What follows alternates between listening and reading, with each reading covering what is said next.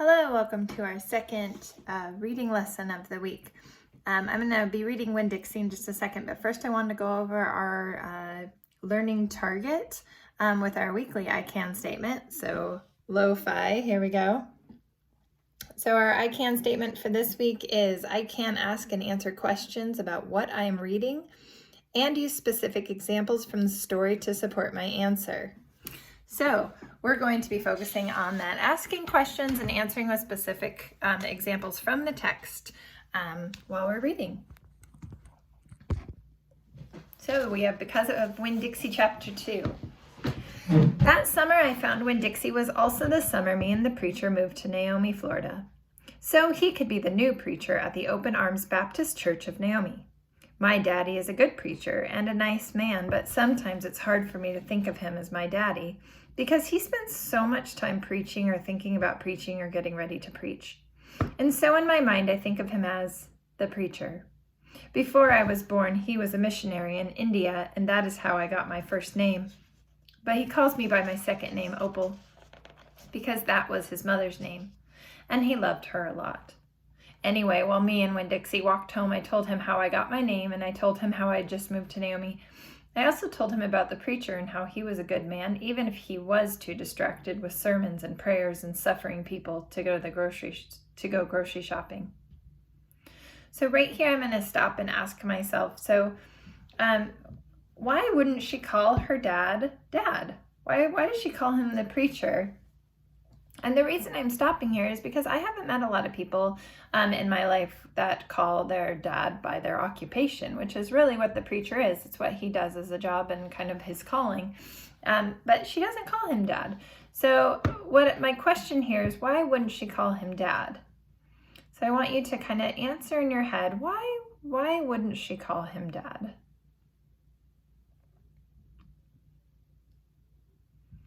All right, now I'm going to go back into the text and I'm going to really look for those examples. So straight from the text. So why wouldn't Opal call her dad Dad or call him the preacher? And I'm going to go back and I have one thing, and it says because he spends so much time preaching or thinking about preaching or getting ready to preach. So what's the focus of her dad's life in Opal's opinion?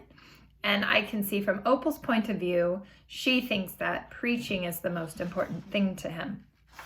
So again, I know that she calls him the preacher because he spends so much time preaching or thinking about preaching or getting ready to preach. She also says that he's too distracted with sermons and prayers and suffering people to go to the grocery store. So again, that focus, Opal sees her dad focusing more on sermons, prayers, and other suffering people than to do things like in Opal's opinion, take care of Opal by going to the grocery store. So really looking for those specific details from the text. But you know what? I told Winn-Dixie, you are a suffering dog, so maybe he will take you right away. Maybe he'll let me keep you. Winn-Dixie looked up at me and wagged his tail. He was kind of limping like something was wrong with one of his legs, and I have to admit he stunk bad. He was an ugly dog, but already I loved him with all of my heart.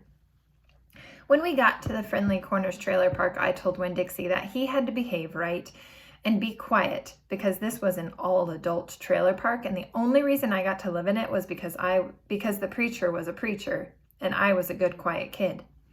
I was what the Friendly Corners trailer park manager, Mr. Alfred, called an exception. And I told Winn-Dixie he had to act like an exception too. Specifically, I told him not to pick fights with Mr. Alfred's cats or Miss Detweiler's little yappy dog, Samuel. Winn-Dixie looked up at me while I was telling him everything, and I swear he understood. Sit, I told him when we got to my trailer. He sat right down. He had good manners. Stay here, I told him. I'll be right back. The preacher was sitting in the living room, working at the little fold-out table. He had papers spread all around him, and he was rubbing his nose, which always meant he was thinking hard. Daddy, I said. He said back. Daddy, do you know how you always tell me that we should help those less fortunate than ourselves? He said. He rubbed his nose and he looked around at his papers. Well, I said, I found a less fortunate at the grocery store. Is that right? He said. Yes, sir, I told him. I stared at the preacher really hard. Sometimes he reminds me of a turtle hiding inside his shell, and in there thinking about things and not ever sticking his head out into the world. Daddy, I was wondering, could he stay with us for a while? Finally, the preacher looked up at me. Opal, he said, what are you talking about? I found a dog, I told him, and I want to keep him. No dogs, the preacher said. We've talked about this before. You don't need a dog. I know, I said. I know I don't need a dog, but this dog needs me. Look, I said. I went to the trailer and I hollered, Winn-Dixie. Winn-Dixie's ears shot up in the air and he grinned and sneezed, and then he came limping up the steps into the trailer and put his head right onto the preacher's lap, right on top of a pile of paper. The preacher looked at Winn-Dixie. He looked at his ribs and his matted fur and the places where he was bald. The preacher's nose wrinkled up. Like I said, the dog smelled pretty bad.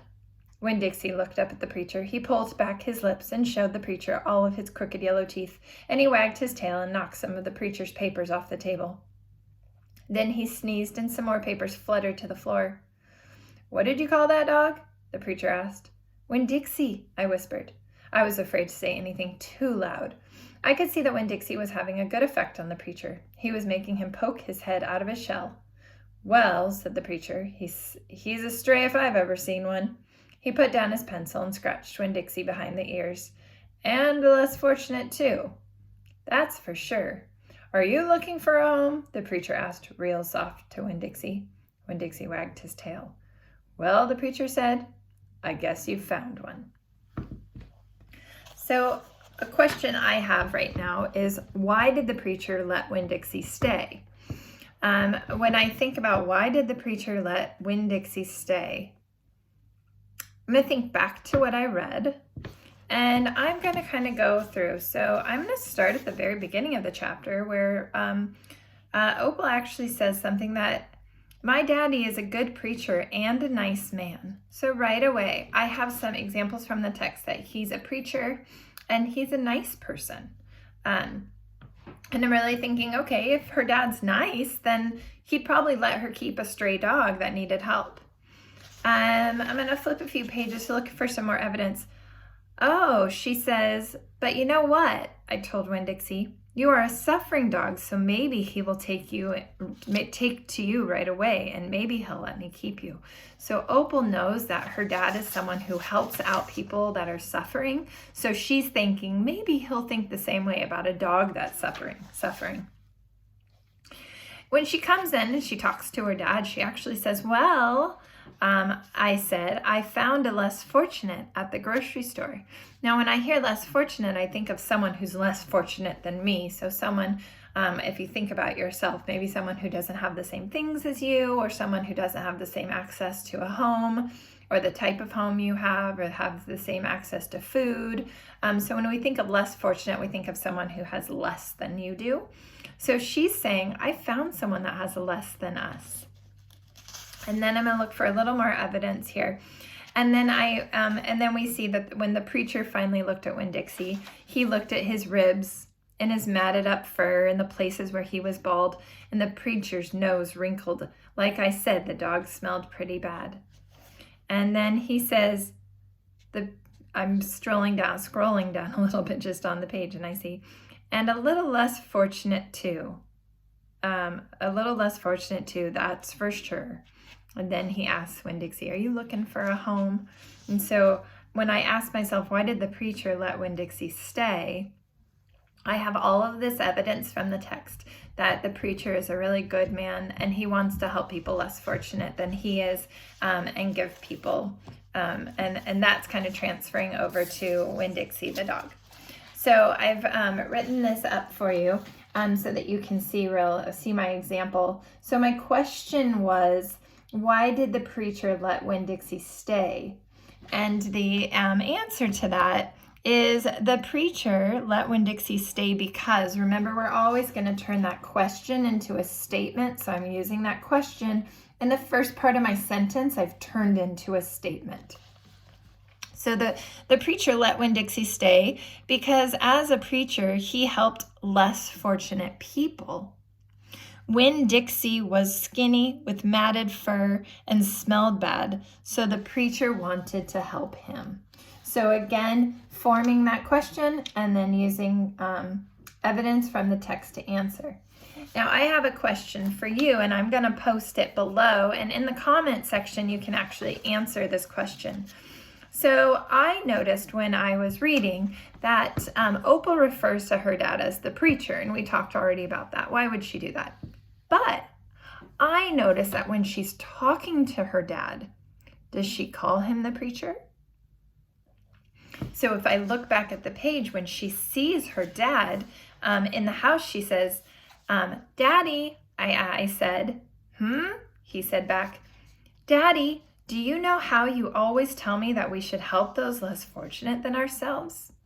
So I see that even though Opal refers to her dad when she's talking as the narrator, as the preacher, when she's actually speaking to her dad, she calls him Daddy. So my question is, why does Opal call her dad Daddy when she's talking to him, and the preacher when she's referring to him, really to Winn-Dixie? So that's my question for you, is to try to think of some evidence from the text of why Opal would call her dad Daddy when she's speaking to him directly. And I'll post that in the comment. So today your activity is to continue your weekly reading journal. Remember, you're going to be reading for 20 to 30 minutes on your own every day. And during this time, I want you to take some breaks to record your thoughts on your journal page. Like I did, you can handwrite it and send me a picture at the end of the week, or you can record it onto the Google Doc. And I want you to be asking those questions, asking yourself questions specifically about your book, and then using examples from the text to answer. So that's your job, just to continue reading what you're reading at home, stopping to ask yourself questions, and answering with with examples from the text. Okay.